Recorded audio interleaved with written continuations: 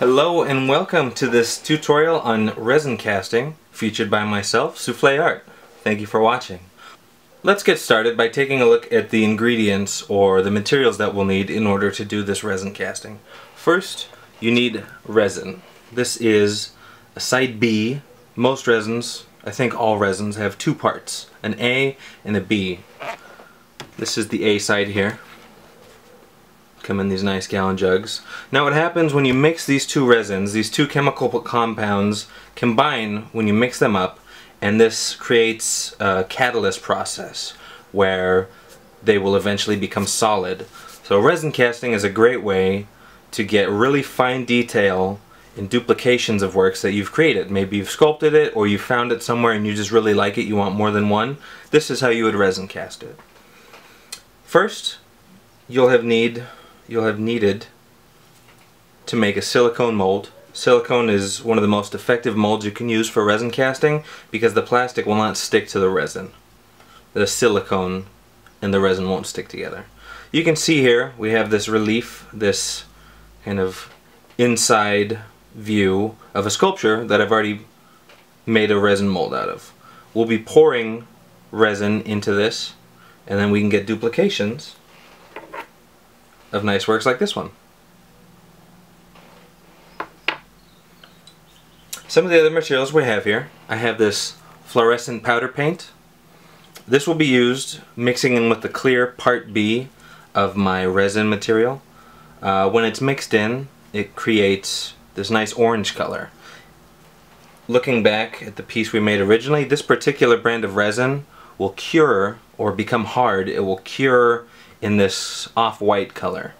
And because this character is typically orange, I've added orange to a bottom part of the resin mold, and I've kept the top half uncolored so it gets this nice bi-color look.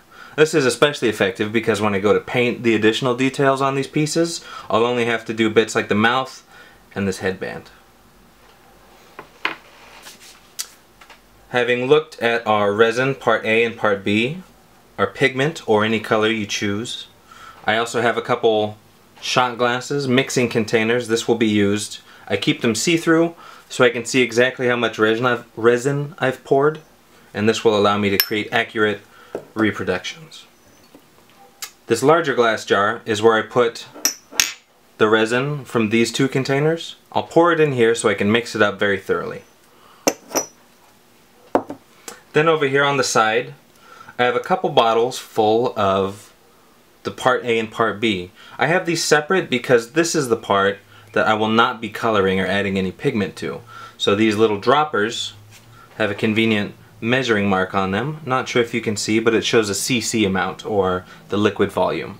I'll use this so I can make sure I'm adding equal parts of A and B. This particular brand of resin has to be equal.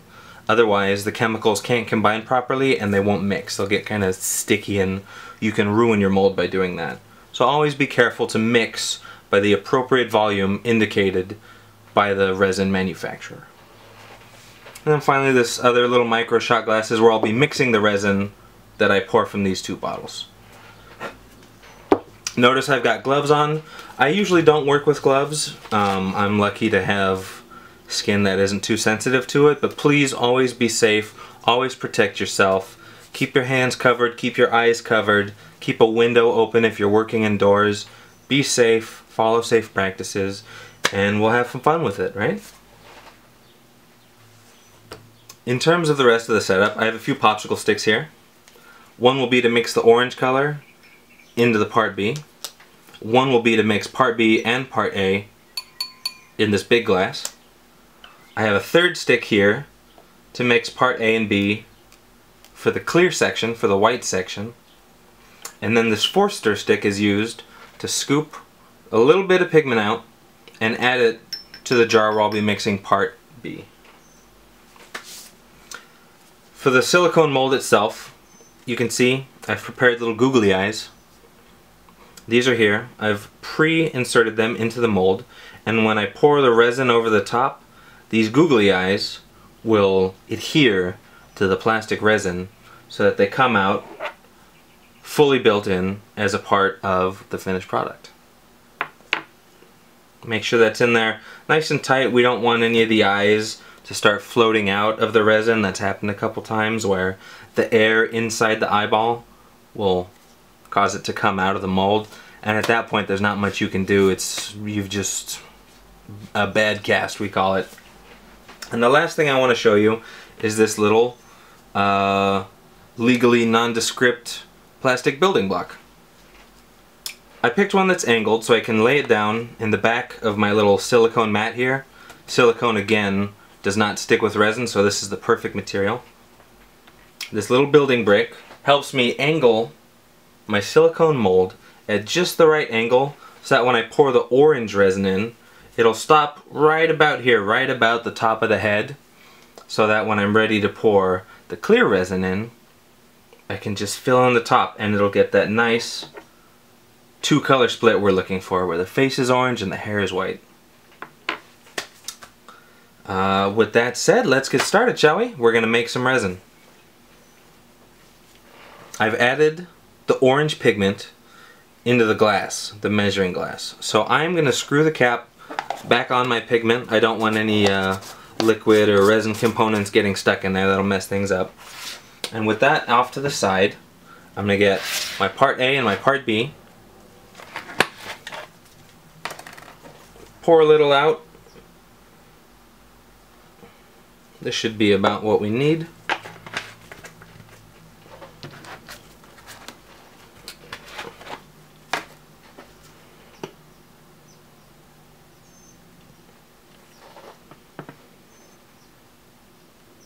Some resins are extremely particular in the exact proportions, and they require you to use something like a gram scale to see the exact quantity you're measuring. There's a lot of math involved getting started.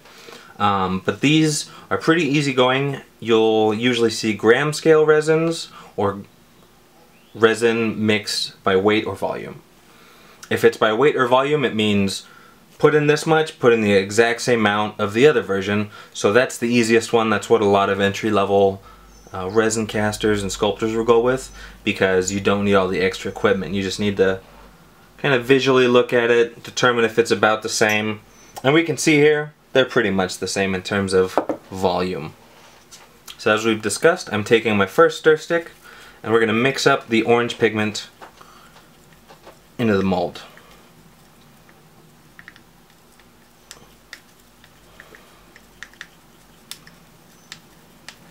We need to be extra thorough at this step. We don't want there to be any little pockets of empty pigment where the resin hasn't come in contact with it. We want to make sure that's completely dispersed among the resin liquid. This is always done so that we can get the best possible duplicate of our intended cast. You can see here, it's pretty much solid. If I drag some of it out, there aren't any flakes. So I'm going to set this off on the side, and I'm pouring part A and B into our mixing container.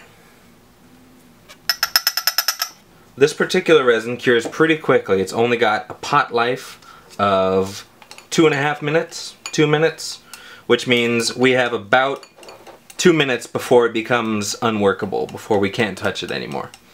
So hopefully you can see through the clear plastic. I'm just giving this a good solid stir, making sure both parts are completely intertwined.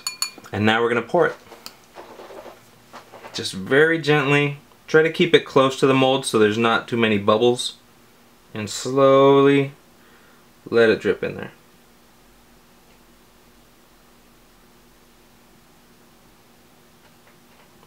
I'm pouring this a little closer to the bottom because, again, we're trying to let the mold, careful, we're trying to let this become a two-part mold with orange on the bottom and white at the top.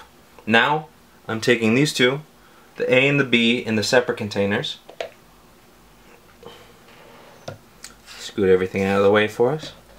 I'm going to take these two, pull out equal parts. I'm looking at the marks on the side, and we're at about 6 cc's each.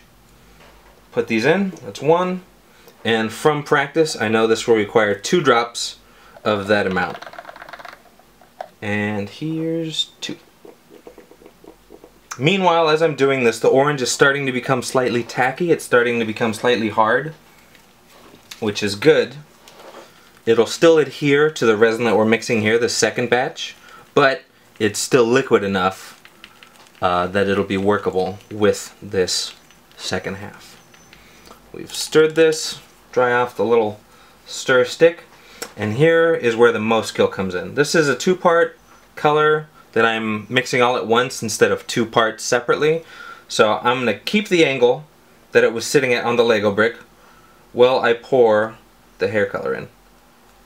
I lay it down flat, and with physics on our side, we get the hair color at the top and the face color at the bottom, and that's how I cast my resin mold. Now unfortunately, it looks like one of those eyeballs went astray again. You might be able to see it there. Again, there's not much we can do at this point, so this will be a bad cast. I'll probably keep this, make a duplicate, sell it for a discount, something like that, because you can't win them all.